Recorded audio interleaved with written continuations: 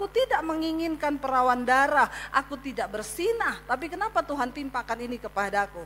Ayub mulai menghitung semua kesalehannya dan dia mulai berpikir, Tuhan tidak pantas menghukum aku dengan penghukuman yang seperti ini. Bukankah itu juga sering kita pikir? Kalau kita sudah rajin ke gereja pelayan, maka tidak boleh ada masalah yang datang dalam hidup kita. Lalu kita mulai menuduh harusnya yang lebih berdosa itu yang kena kutuk. Benar gak saudara? Itu kan kita manusia. Lalu Tuhan bicara kepada Elihu. Pada waktu itu Ayub mulai berpikir, percuma aku hidup kudus, toh juga aku mengalami penderitaan, kesakitan melebihi dari apa yang orang fasik lakukan. Saudara lihat ya, lalu Tuhan bicara lewat Elihu begini ayat yang ke-6. Dia bilang, jikalau engkau berbuat dosa, apa yang akan kau lakukan terhadap dia? Kalau pelanggaranmu banyak, apa yang kau perbuat terhadap dia? Tuhan itu, Elihu ingatkan Ayub lewat Elihu, Tuhan ingatkan Ayub. Dia bilang ini, seandainya engkau pilih untuk hidup berdosa, maaf, Tuhan tidak dirugikan oleh perbuatan dosamu. Jadi ada orang-orang yang kadang berpikir, ikut Yesus tuh ngapain sih saya menderita, sudah pelayanan, udah gini, tapi tetap juga begini. Sementara orang yang berdosa banyak, kenapa gak ngalami sesuatu? Tuhan bilang, kalau engkau memilih untuk hidup berdosa, Tuhan tidak pernah dirugikan, saudara. Amin.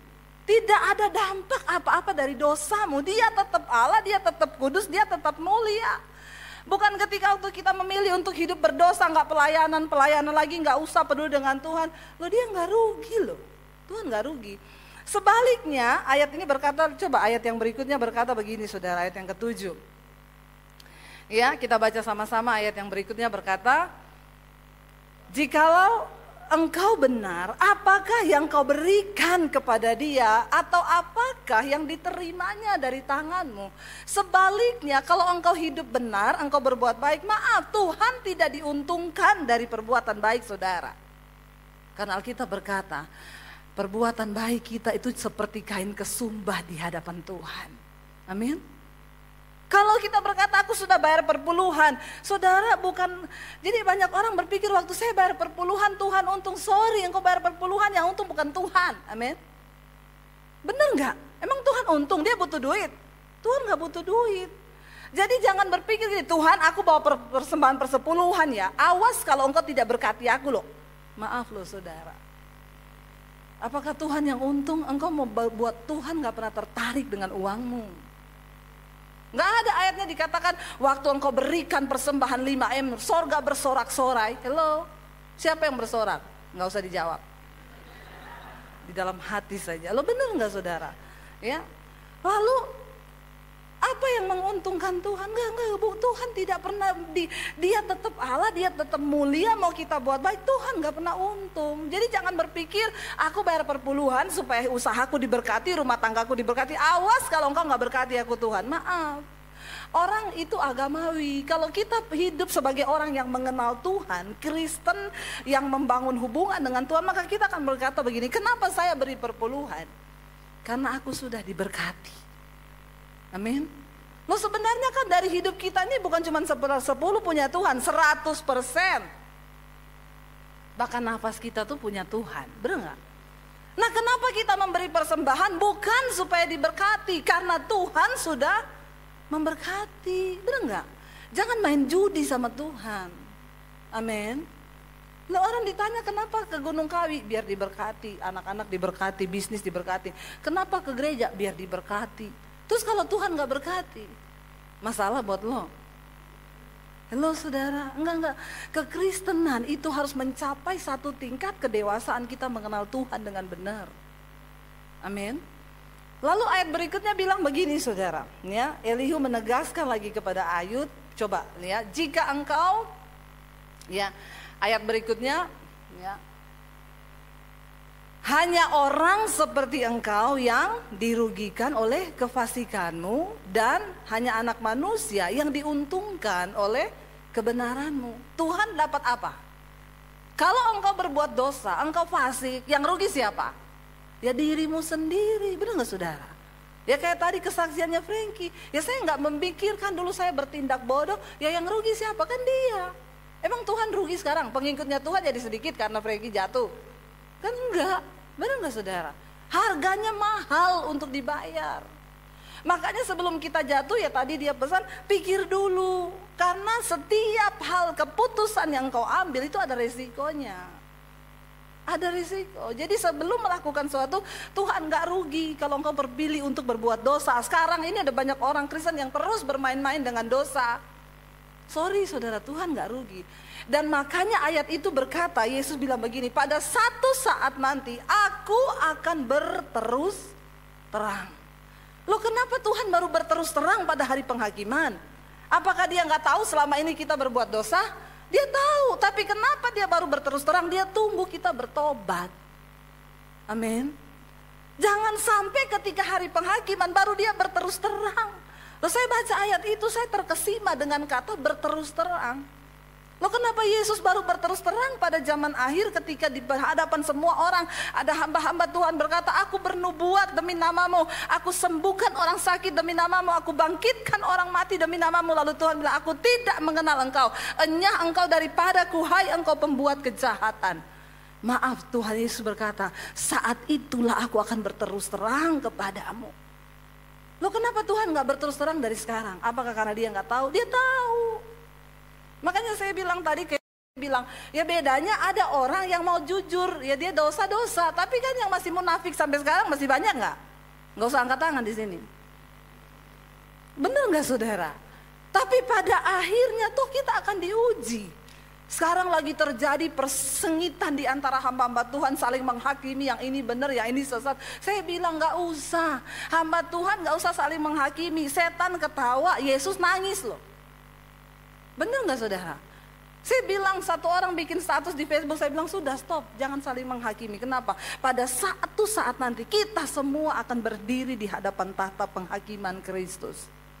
Lalu disitulah Tuhan akan berterus terang. Sekarang dia belum terus terang.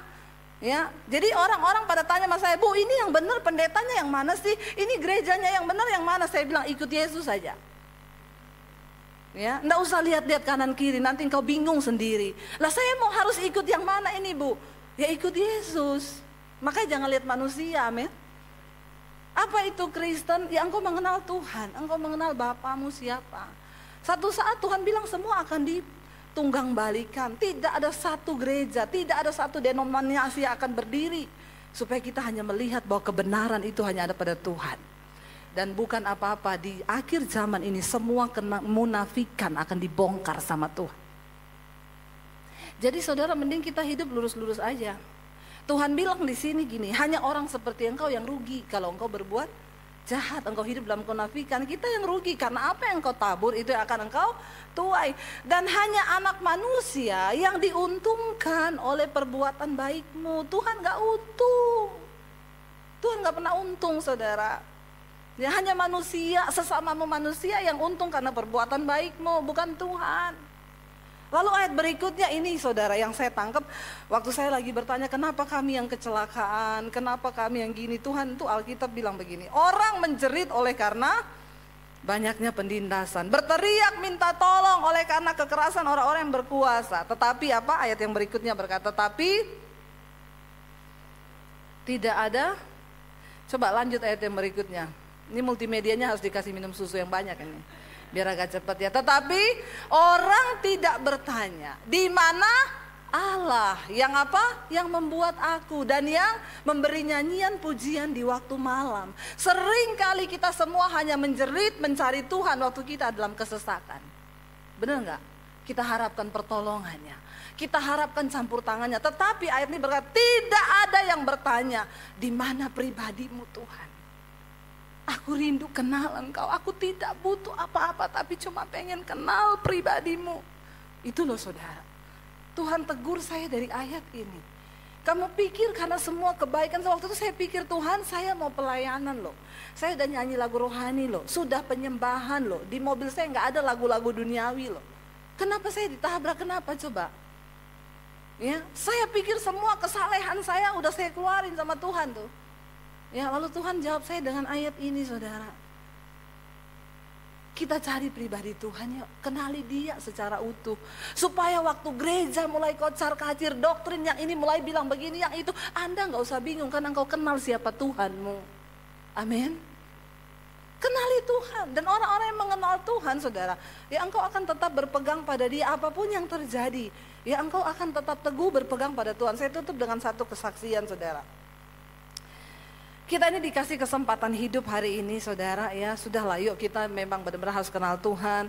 Ya kita berhenti untuk saling menghakimi satu dengan yang lain, karena sebenarnya hukum tertinggi itu adalah kasih. Tuhan berkata begini, semua hukum dan kitab para nabi ini hanya tercantum dalam 2 hukum. Kasihilah Tuhan Allahmu dengan segenap hatimu dan sesamamu manusia seperti dirimu sendiri. Memang itu susah ya, dan sampai sekarang kayaknya kita belum bisa melakukan hal itu ya. Saudara, lalu ya ketika kita belajar saling mengasihi, ya kita juga saling menerima satu dengan yang lain. Saya beberapa waktu yang lalu saya ketemu sama seorang teman saya, saudara, dia tahun yang lalu sudah diberitakan mati di Facebook. Udah keluar gitu ya, fotonya kecelakaan, dia meninggal. Ditulis sudah telah berpulang ke Rahmatullah ya. Ini akan dikebumikan gini. Kita heboh tuh dari WA segala macam, mati dia, oh kecelakaan gini. Tiba-tiba besok paginya diralat, tidak jadi mati. Lah kok nggak jadi mati gitu. Jadi saya tanya teman saya, kok nggak jadi mati? Nggak tahu, kayaknya miss deh, kok apa belum jelas kabarnya, tapi orang sudah memberitakan. Ya udahlah, udah saya nggak pusing ya. Berapa waktu lalu saya ketemu dia di Jakarta, saudara. Waktu saya ketemu gitu, saya tahu tuh Tuhan memang mempertemukan kan. Waktu ketemu saya, kamu dulu kan udah mati, kenapa nggak jadi mati? Saya bilang gitu ya. Lalu dia bilang sama saya gini, Dep bener loh, saya udah mati loh, 48 menit saya mati. Ceritanya gimana? Kamu cerita sama saya yuk.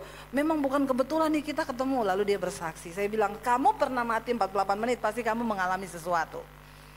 Dia bilang, waktu saya memang mati, nomor 1 yang dia bilang sama saya gini, Dep bener ya, orang tuh kalau mati nggak ada lagi ngomong agama, nggak ada agama di situ. Saya bilang, memang lu baru tahu, makanya kan kita nggak pernah bela-bela agama, apalagi sampai berjilid-jilid.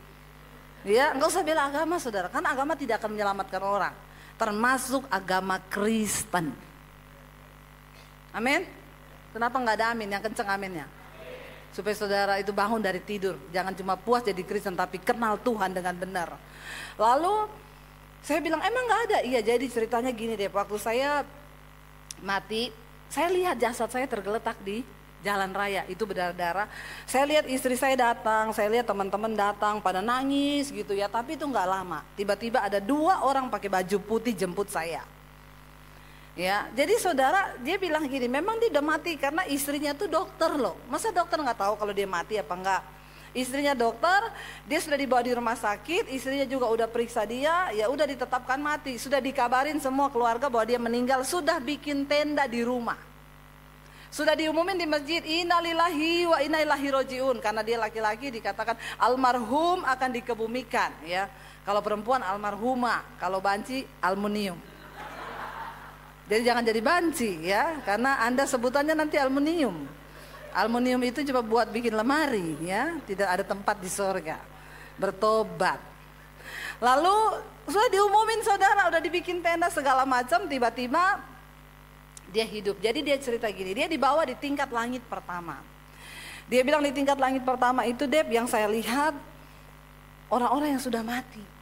Semua, mama saya, papa saya, teman-teman yang udah mati. Terus kamu bisa ngobrol? Enggak, saya nggak bisa ngomong sama mereka. Tapi ada ekspresi, ada yang tersenyum, ada yang menangis, ada yang tersiksa.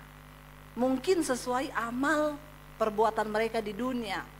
Ya, saya nggak bisa ngomong, cuma lihat aja mereka. Lalu tiba-tiba saya dibawa lagi naik sampai ke tingkat langit ke-7. Nah, waktu sampai di tingkat langit ke-7, dia bilang saya melihat cahaya. Lalu di situ saya disuruh pulang. Ada suara yang berkata, kamu belum saatnya mati, pulang kamu ke bumi.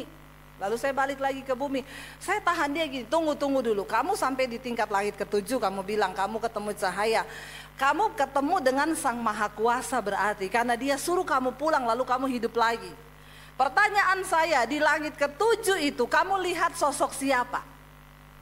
Ini penting buat kita, bener gak saudara? Mumpung dia kan udah ke sana kan? Jadi kita gak usah pergi ke sana dulu kan? Sampai mau pergi ke sana cari tahu. Ya, iya kalau kita pergi masih balik, kalau nggak balik cilaka saudara. Bener nggak ya? Mumpung dia udah ke sana, jadi saya desak dia, dia sudah sampai di tempat yang maha kuasa loh, yang suruh dia pulang lagi. Saya bilang, ada siapa yang kamu lihat? Cerita dong, Sumbokong kah di sana? Nggak bener nggak saudara? Atau si buta dari Goa Hantu atau Nyi Roro Kidul, kan penting buat kita. Dia sebenarnya tadinya nggak mau cerita karena dia memang bukan agama Kristen, dia dari seberang. Dia bilang gini, Deb, iya saya lihat sosok di sana. Siapa yang kamu lihat? Ngomong cepet, siapa? Dengan suara yang sedikit pelan dia bilang, iya saya lihat sosok di sana. Kamu tahu siapa yang berdiri di sana? Isa Al-Masih. Tepuk tangan buat Tuhan. Saudara, kita sudah datang ke tempat yang benar. Engkau sudah menuju kepada iman yang benar. Orang yang bukan Kristen telah bersaksi, dia sampai ke tempat yang bisa suruh dia pulang, dan dia lihat ada Tuhan Yesus yang berdiri di sana. Jangan sampai kita sudah sampai di tempat yang benar, tapi kita semua tidak mencapai tujuan kita nanti. Amin. Pengenalan yang benar akan Tuhan harusnya membawa iman kita semakin cinta Tuhan. Kita bukan ini, saya nggak mau berdosa, kenapa takut masuk neraka? Nggak usah. Kenapa kita nggak mau berbuat dosa? Karena kita nggak mau lukai hati Tuhan. Bener nggak? Loh, kalau kita mau berhubungan intim dengan Tuhan, Tuhan tuh bicara kok sama kita. Tuhan tuh kasih tahu di dalam hati nurani kita ada hukum-hukum Tuhan. Karena Alkitab berkata, ayat firman Tuhan bilang, aku menulis hukum-hukumku di dalam hati nurani manusia. Saudara tahu ada yang di jambret di Cempaka Putih dulu, perempuan yang lagi naik motor, tasnya ditarik, itu nggak ketangkap polisi pelakunya, karena polisi bilang cuman ketangkap dari CCTV, jaketnya warna merah, tapi plat nomornya nggak ketangkap karena jauh sekali. Tiba-tiba kenapa dia bisa ketangkap, saudara? 3 hari waktu dia lihat berita itu perempuan mati, 3 hari dia nggak pulang ke rumah, dia dikejar sama hati nuraninya. Dia tertuduh merasa berdosa. Loh, siapa yang bicara di hati nurani kita? Itu Tuhan, karena dia menaruh hukumnya di dalam hati nurani kita. Mau engkau ke gereja, mau engkau ke masjid, mau engkau kemanapun, Tuhan itu sudah taruh hukumnya. Ada di dalam hati setiap manusia. Jadi waktu kita mau buat dosa itu sebenarnya Tuhan udah bicara. Kenapa engkau ke gereja? Supaya engkau diingetin lagi, amin.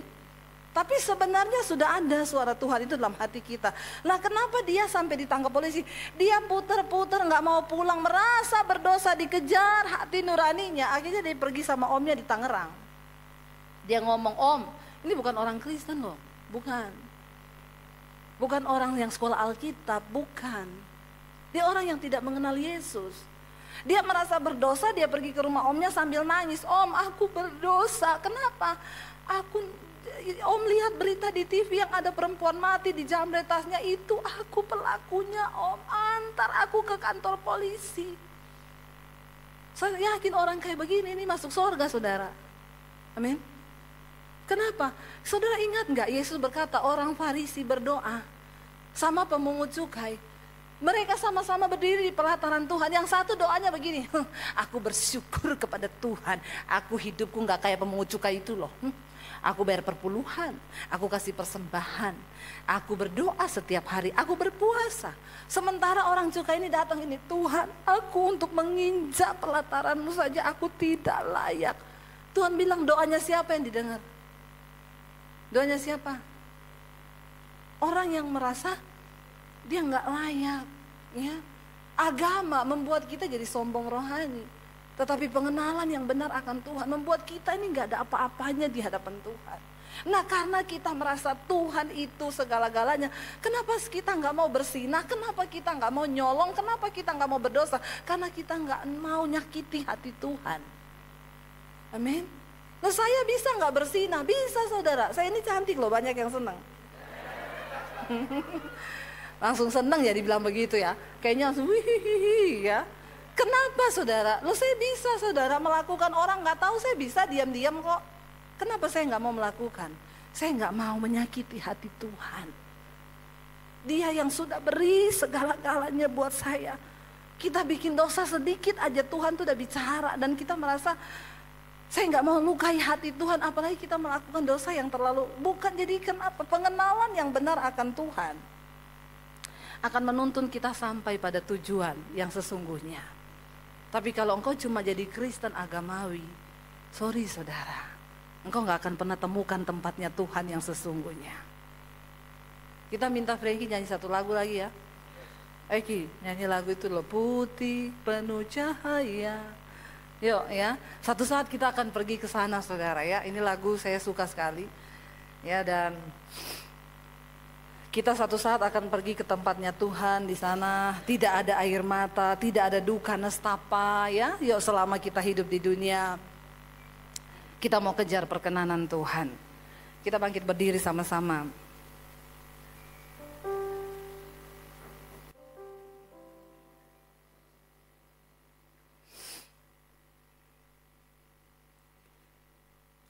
Bawa kami Tuhan untuk sungguh-sungguh melihat kemuliaan-Mu.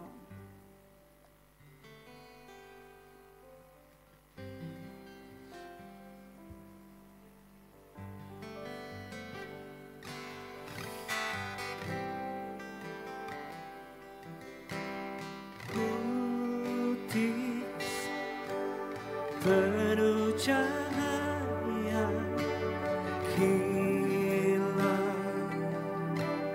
batu permata, tempat yang indah di sana.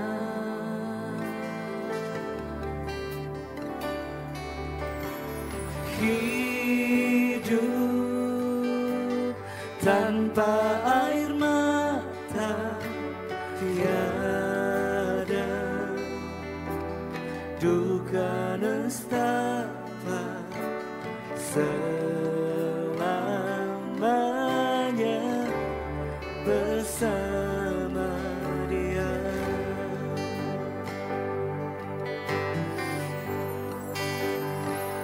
Kita akan melihat Yesus di tahtanya, nyanyikan pujian bagi Dia.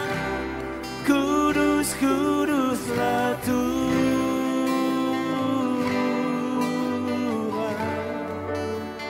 kuduslah Tuhan,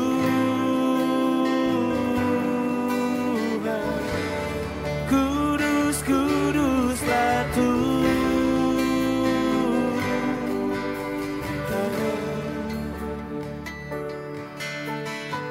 sampai selama-lamanya.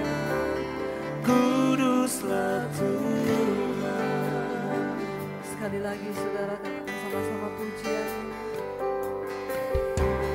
Putih penuh cahaya, hilang batu permata, tempat yang indah di sana.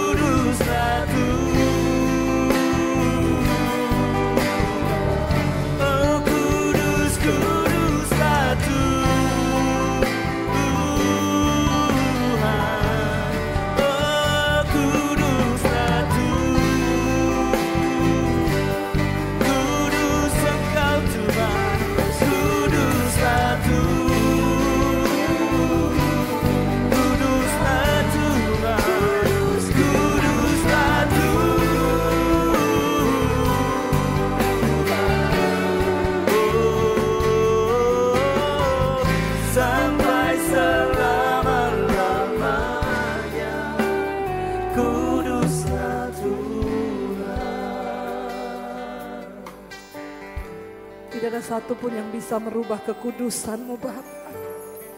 Kami menyembah Tuhan yang kudus. Engkau Allah yang kudus. Kami bersyukur buat malam ini Bapa. Kami tahu Engkau terus mengasihi kami. Engkau angkat ketika kami jatuh. Engkau tegakkan tangan, Engkau tegakkan kaki kami. Engkau tidak pernah membiarkan kami jatuh sampai tergeletak Tuhan. Kasih-Mu yang mengangkat kami. Malam ini Tuhan Yesus kami sama-sama berdoa buat saudara kami. Buat Frankie Tuhan, mari kita arahkan tangan saudara. Terima kasih Bapak, Engkau sudah percayakan banyak hal dalam kehidupan. Kami tahu Tuhan tidak akan pernah membiarkan dia berhenti untuk melayani Engkau. Engkau mencintai dia apa adanya Tuhan, Engkau sudah mengampuni dia. Kami berdoa pakai hidupnya terus Tuhan. Pakai dia untuk terus memberitakan, untuk terus berkarya bagi kemuliaan hormat bagi nama-Mu Bapa. Kami tahu Engkau peluk dia Tuhan dengan kasih-Mu. Engkau tidak pernah tinggalkan dia, berkati apapun yang hari-hari ini sedang dia kerjakan. Bawa dia Tuhan terus di dalam pengenalan yang benar akan Engkau Bapa. Kami percaya Engkau terus pakai dia, berkati keluarga, berkati rumah tangga, berkati anak-anaknya Tuhan. Kami percaya berkat-Mu melimpah mengalir atas kehidupannya. Terutama perkenanan-Mu turun atas kehidupannya Bapa. Malam ini kami juga bawa gereja-gereja-Mu ke dalam tangan-Mu Tuhan. Berkati para pemimpin-pemimpin rohani, berkati gembala-gembala sidang.